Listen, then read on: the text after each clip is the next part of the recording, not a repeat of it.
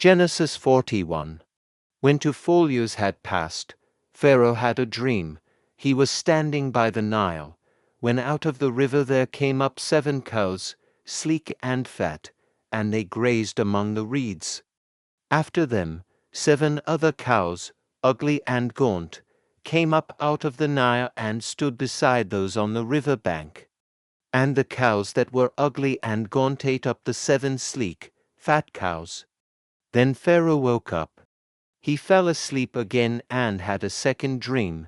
7 heads of grain, healthy and good, were growing on a single stalk. After them 7 other heads of grain sprouted thin and scorched by the east wind. The thin heads of grain swallowed up the 7 healthy, full heads. Then Pharaoh woke up. It had been a dream. In the morning his mind was troubled, so he sent for all the magicians and wise men of Egypt. Pharaoh told them his dreams, but no one could interpret them for him. Then the chief cupbearer said to Pharaoh, "Today I am reminded of my shortcomings. Pharaoh was once angry with his servants, and he imprisoned me and the chief baker in the house of the captain of the guard. Each of us had a dream the same night, and each dream had a meaning of its own. Now a young Hebrew was there with us, a servant of the captain of the guard.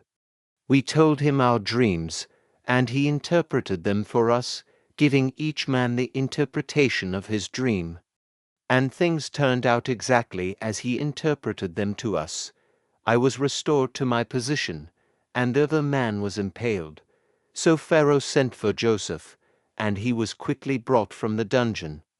When he had shaved and changed his clothes, he came before Pharaoh. Pharaoh said to Joseph, "I had a dream, and no one can interpret it. But I have heard it said of you that when you hear a dream you can interpret it. I cannot do it." Joseph replied to Pharaoh, "But God will give Pharaoh the answer he desires."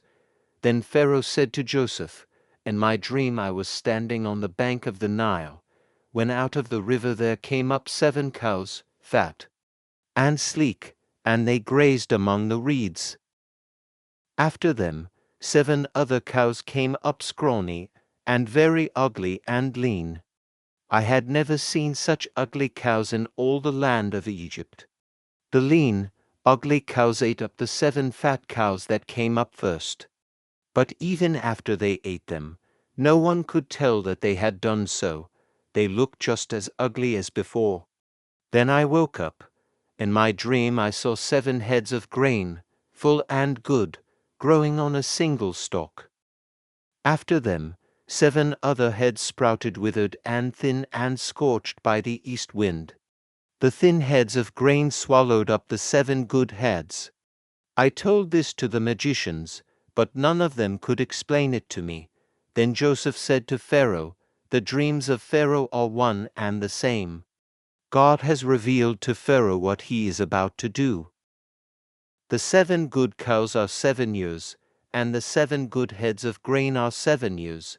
It is one and the same dream.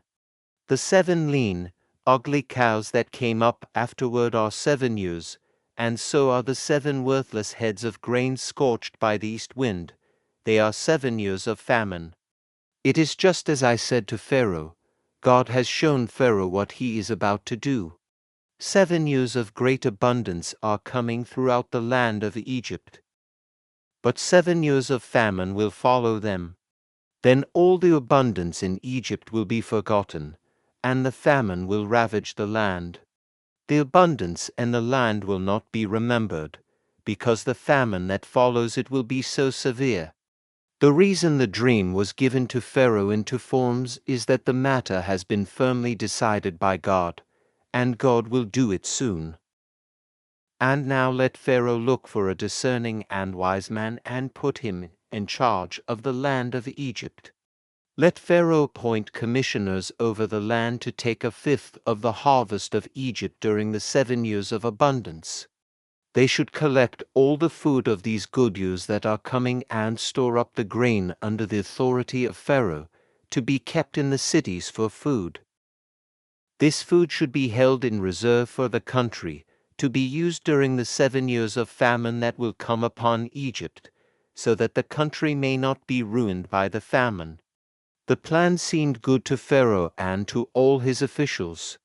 So Pharaoh asked them, "Can we find anyone like this man, one in whom is the Spirit of God?" Then Pharaoh said to Joseph, "Since God has made all this known to you, there is no one so discerning and wise as you.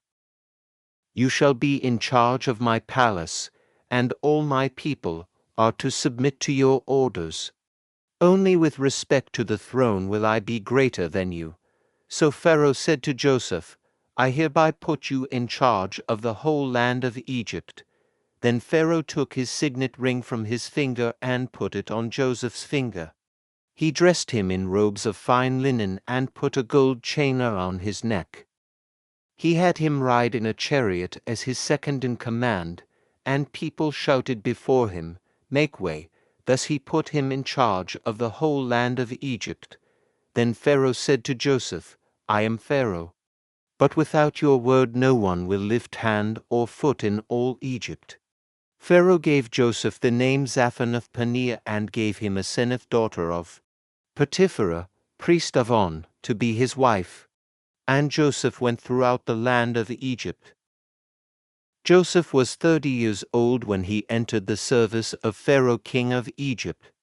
And Joseph went out from Pharaoh's presence and traveled throughout Egypt. During the 7 years of abundance the land produced plentifully. Joseph collected all the food produced in those 7 years of abundance in Egypt and stored it in the cities. In each city he put the food grown in the fields surrounding it. Joseph stored up huge quantities of grain, like the sand of the sea.